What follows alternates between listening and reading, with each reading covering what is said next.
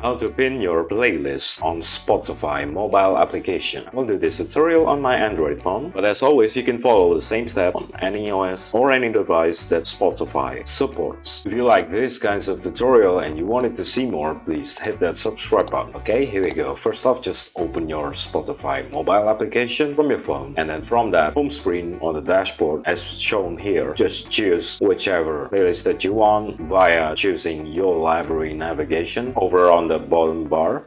Okay, and now as you can see that I have these playlists. In order for me to pin that particular playlist, for example, I will pin this playlist. All I need to do is to hold that playlist. A context menu will be shown to you. All you need to do is just to choose pin playlist over here.